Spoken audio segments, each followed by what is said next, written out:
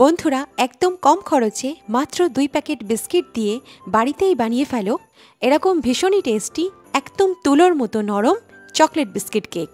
ডিম ছাড়া, ময়দা ছাড়া, বেকিং পাউডার, বেকিং সোডা ছাড়া ভীষণই টেস্টি এই চকলেট বিস্কিট কেকটা তোমরা অবশ্যই ট্রাই করো। আর সামনেই তো বড়দিন, তো ক্রিসমাস স্পেশাল কেকের এই রেসিপিটা ট্রাই করতে একদম ভুলো না। নমস্কার বন্ধুরা, শ্রীতমাস কিচেন বাংলায় তোমাদের সকলকে স্বাগত জানাই। তাহলে চলো একদম দেরি না করে শুরু করে ফেলি এই দুর্দান্ত স্বাদের রেসিপিটা। আমার এই রেসিপিটা যদি ভালো লাগে তাহলে ভিডিওটাতে একটা লাইক আর চ্যানেলটাকে সাবস্ক্রাইব করতে একদম ভুলো না। চকলেট বিস্কিট কেক বানাতে এখানে আমি একটা মিক্সার জার নিয়েছি। এবারে আমি নিয়েছি দুটো চকলেট বিস্কিটের প্যাকেট। তো প্যাকেট ছিঁড়ে এভাবে আমি বিস্কিটগুলো ছোটো ছোটো টুকরো করে জারের মধ্যে দিয়ে দিলাম। তোমরা যে কোনো কোম্পানির চকলেট বিস্কিট নিতে পারো। এখানে আমি ব্রিটানিয়া গুডের 100-200 গ্রামের চকলেট বিস্কিটের প্যাকেট নিয়েছি। এরকম কোনো ব্যাপার নেই কি তোমাদের এই কোম্পানিরই বিস্কিট নিতে হবে, তোমরা যে কোনো কোম্পানির চকলেট বিস্কিট নিতে পারো।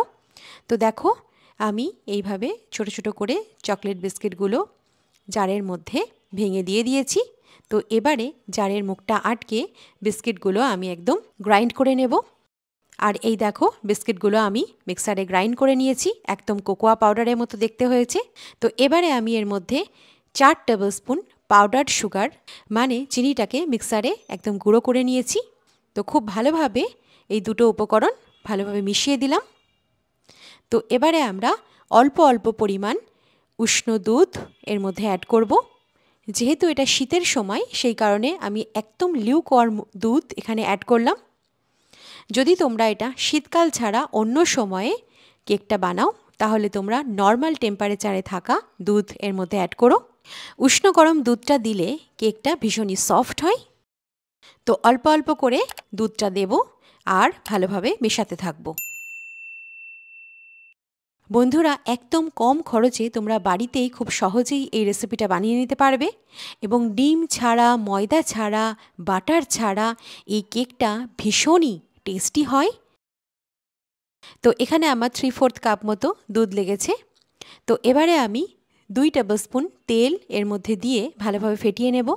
বন্ধুরা কেকের এই মিশ্রণটা যত ভালোভাবে ফেটাবে কেকটা ততটাই সফট এবং ফ্লাফি হবে। চেষ্টা করো একই দিকে ফেটানোর, এতে কেকের ব্যাটারটা একদম পারফেক্ট তৈরি হবে। 3-4 মিনিট পর এই দেখো এই মিশ্রণের টেক্সচারটা কতটা স্মুথ এবং সিল্কি হয়েছে। কেকটাকে আজ আমরা প্রেসার কুকারে বেক করব। তো এর জন্য একটা কুকারে বেশ কিছুটা লবণ নিয়ে কুকারের মধ্যে এমনভাবে ছড়িয়ে দিও। এটা আমার ইউজড করা লবণ, এর আগে কেক বানাতে আমি এই লবণটা ব্যবহার করেছি। এর মধ্যে একটা স্ট্যান্ড দিয়ে দিলাম। তো এবার কুকারের ঢাকনাটা আটকিয়ে মিডিয়াম ফ্লেমে এটাকে 10 থেকে 15 মিনিট কুকারটাকে প্রিহিট করে নেব। তবে কুকারের সিটিটা খুলে নিতে ভুলো না। এবারে আমি অল্প কিছু ড্রাই ফ্রুটস কেটে নেব। তো দেখো এখানে আমি 2-3টে মতো আমন্ড কেটে নিলাম এভাবে, সাথে অল্প কাজু আর পিস্তা কেটে নিলাম। তোমরা তোমাদের পছন্দ মতো ড্রাই ফ্রুটস অ্যাড করতে পারো।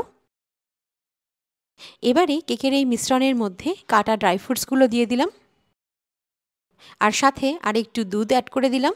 এবারে আমি এর মধ্যে দিয়ে দিচ্ছি ইনো। বাজারে যে ইনোর প্যাকেট পাওয়া যায়, এই দেখো যে কোনো নন ফ্লেভার্ড ইনো আধা চা চামচ এর মধ্যে অ্যাড করে দিতে হবে। ইনোর জায়গায় তোমরা বেকিং সোডা অ্যাড করতে পারো। তো ইনোটা দেওয়ার পরে সমস্ত উপকরণগুলো ভালোভাবে মিশিয়ে নিতে হবে। তো এটা দিলে কি হয়, এটা দিলে কেকটা আমাদের ভীষণই নরম হবে, ফ্লাফি হবে এবং ভেতরের টেক্সচারটাও একদম এয়ারি আসবে।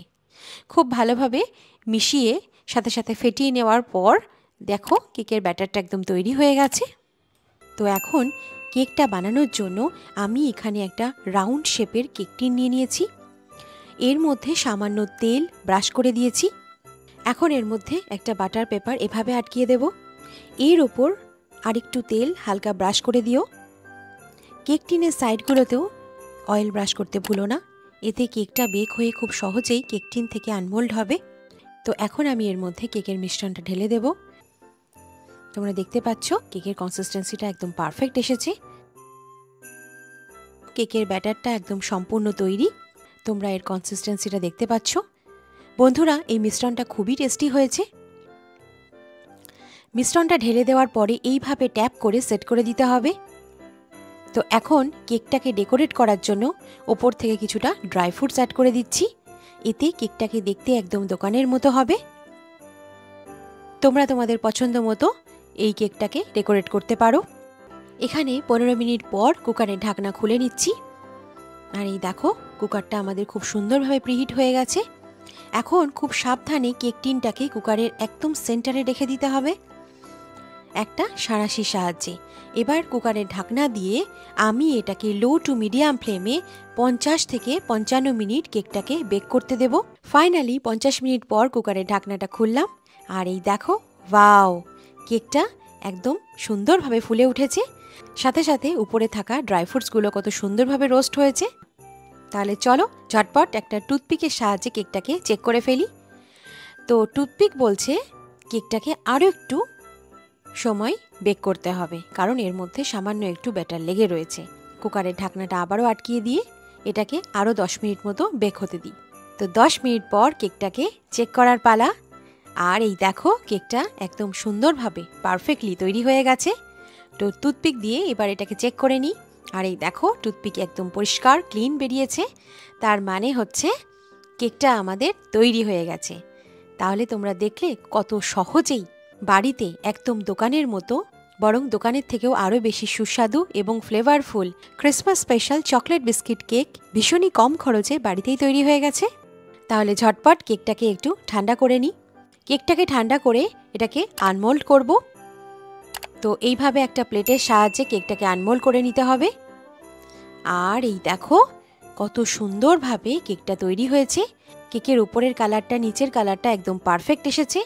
আর এই দেখো নিচের পোর্শনটা কত সুন্দরভাবে পারফেক্টলি বেক হয়েছে।